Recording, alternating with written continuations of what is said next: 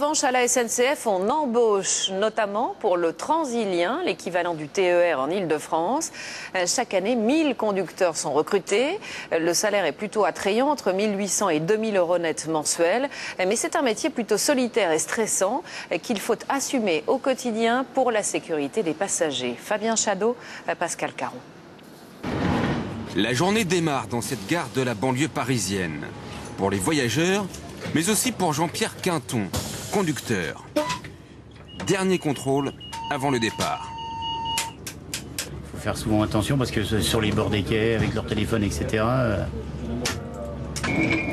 C'est parti pour toute la journée. Une routine qui n'en est pas une, car aux commandes d'un train de banlieue, on n'arrête pas une seconde. C'est presque plus difficile que conduire un TGV. C'est en tout cas ce que l'on apprend ici aux aspirants conducteurs. Oui, Mania, j'écoute. Oui, Mania, ici conducteur du 362053. Je te demande la protection de mon train sur la voie 1. Un obstacle a entravé la voie. Cet élève simule un freinage d'urgence. Dans ce centre de formation, on apprend toutes les techniques et les ficelles du métier. La formation dure 1 an. Elle est rémunérée 1400 euros net par mois. Il y a ceux qui souhaitaient se reconvertir et ceux pour qui c'est presque une vocation. Alors que tu as une fuite sur ton train et derrière. Moi j'aime bien être indépendant.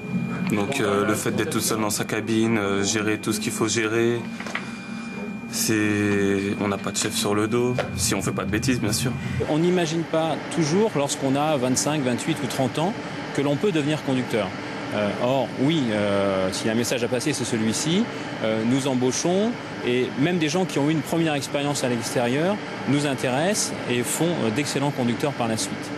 1 millier de conducteurs recrutés tous les ans et pour ceux qui sont sélectionnés, un salaire compris entre 1800 et 2000 euros net mensuels, avec une perspective, passer un jour aux commandes d'un TGV.